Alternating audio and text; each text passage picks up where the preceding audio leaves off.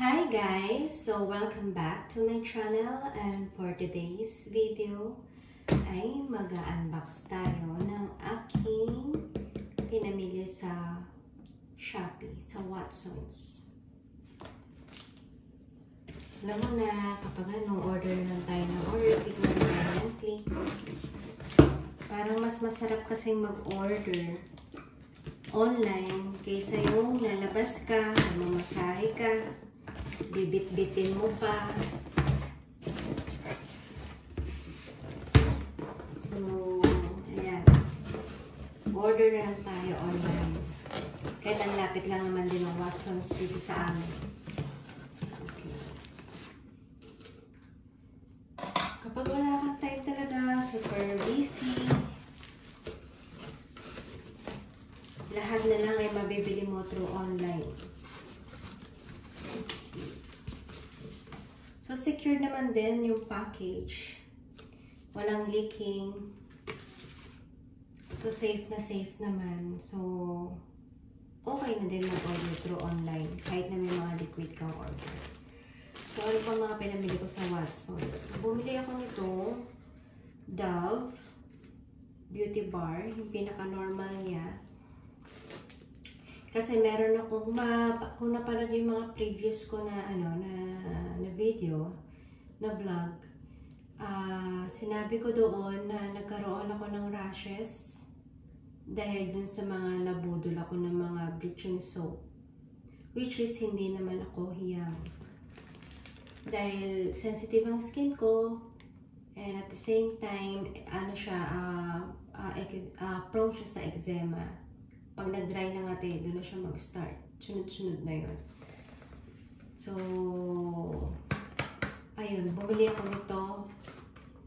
Parang lahat na lang binili ko. Para lang maibalik lang sa dati. Kasi kita nyo naman guys yung nangyari. Diba? Kikita nyo ba yan? Marami din ako sa legs. Ito pa sa kabilang. So dun sa previous ko na vlog, nireview ko doon yung, yung Milky Snow White Bar. Effective talaga yun, guys. Kasi matagal ko nang ginagamit yun. Pero bago ko kasi binili yun, bago ako magbalik loob sa PN Whitening Shop, ito na muna kasi yung binili ko. Pero naunang dumating si BN kaysa dito. Kaya ginamit ko na siya. So ngayon, ito muna, ikikip ko na lang muna. So, at least, kapag kailangan ko ng moisturizing soap, at least meron na ako.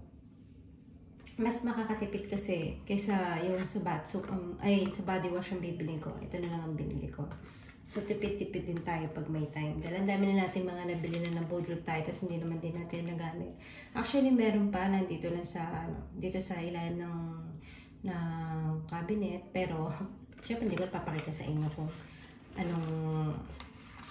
anong product yun. Basta ang masasabi ko lang sa inyo guys, advice ko lang, is kapag alam nyo na prone kayo sa eczema, sa mga dry skin, huwag kayong basta-basta bibili ng mga bagong products like yung bleaching soap, whitening soap, kasi karamihan dyan nakakapag-dry ng skin. Or if ever nabibili man kayo, make sure na isa lang ang bibili ninyo. Huwag kayong masyadong magpapabudol sa mga promo-promo na buy one, take one, ganun. O kaya bili ka ng isang box. Makamura ka lang ito. Makakamura ka naman talaga. Pero ang problema kasi doon, what if hindi humiyang sa'yo? So, anong gagawin mo doon sa mga nabili mo? Like me, 10 soaps yon, 10 bar soaps. Isa lang nagamit ko. Pinilit ko pang ubusin. Kaya ayan, mas lalo siyang lumala. So, pamimigay ko na lang yung 9 bar soaps na yun sa kung kanino man ko siya maibibigay. So, yun nga. Tipid-tipid muna tayo. Normal lang ginagamit ko ito is cotton pads. Okay? So, pakita ko sa inyo yung pinili ko before. Wala na kasi siyang laman. So, ganito siya. Pero dahil nga tipid-tipid na muna tayo, ewan ko ba kung anong klaseng pagtitipid ang ginagawa ko. Pero sa ibang bagay naman, gumagastos ako, ewan ko ba, impulsive buying, you know. impulsive buying ka sa mga mamahalin, pero dun sa mga basic necessities mo, dun mo tinitipid yung sarili mo. Ewan ko ba, ganun ako guys. Kaya ganun ba kayo? And then,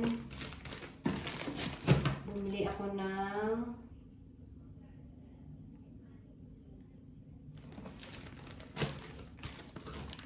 Charmy. Okay. Pero hindi ako sure kung talaga bang dalawa ang binili ko or ibang brand yung isa.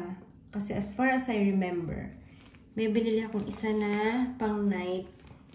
Pang night siya. Pang night naman din ito. Anyway, mamaya after ko na video to, i-check na lang natin. Since it's easy naman din paano mag-refund. Okay. And then, bumili din ako nito kasi sabi nila ito daw is yung effective for whitening teeth. Okay? So, try natin yan. Gagawan din natin to ng review. Okay? Kung talagang effective talaga siyang mapaputi ng ipin. And then, ano to? Parang hindi ko alam ano ba ito. Binili ko ba ito? Or ba ito? Ba't siya tumutunog? Oh! Okay. Kasi bumili ako ng Myra E. Okay. Kasi nga dahil nga dito sa aking skin. And meron kasi akong a-attenan na wedding at mag-aabay ako doon. So meron akong 1 month para pagilingin itong aking skin. Okay. So lahat na. Bumili na ako ng glutathione, ng Myra E. Tapos yung soap ko, pinalitan ko na din. Yung lotion ko din. So hopefully talaga bumalik in 1 month. And then another cotton buds. And then meron din tayo cotton balls, cotton buds, cotton balls. And then talagang typical na toiletries lang talaga itong mga pinagbibili ko dito. So, bumili tayo ng shampoo. Gawan din natin ito ng separate review. Kasi, lately, lagi ako nag-hair fall. And, ang dami ko na kasi nakikita mga magagandang review sa Lux Organics. So, tinry ko itong shampoo nila na anti-hair fall. And, let's see kung talagang it works. So, gagawin natin yun ng another review. Then, yun, dental floss.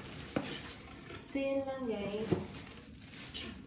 Ewan ko lang kung bakit hindi sila nag-provide ng receipt. Dati kasi, nagbibigay sila ng resibo. As in, resibo talaga from Watsons. Ito, wala talagang resibo. Wala silang resibo na binigay. So yun guys, sana salamat at sinamahan ninyo ako sa aking pag-unbox ng aking mga pinamili. Alam niyo naman, syempre sa mga babaeng katulad natin, iba yung joy. Iba yung joy na naibibigay sa atin kapag mga nagsha-shopping tayo, maganda mga toiletries natin, especially sa mga single, sa mga walang asawa, syempre dun sa mga married na and may mga anak. Kaligayahan na nila kapag nakabili na sila ng something para sa mga anak nila kaysa sa sarili nila. Mostly ganon. So, dahil ako naman single tita, you know. Ayan. Yan ang aking mga happiness. Mag-shopping. Mga simple things like this. Which is naman basic na necessities din naman. So, hindi mo naman din siya masasabi na lubo. Though, para sa atin, pag ganyan mga nakapili ka ng something na gusto mong bilhin, para siyang therapy na din sa atin.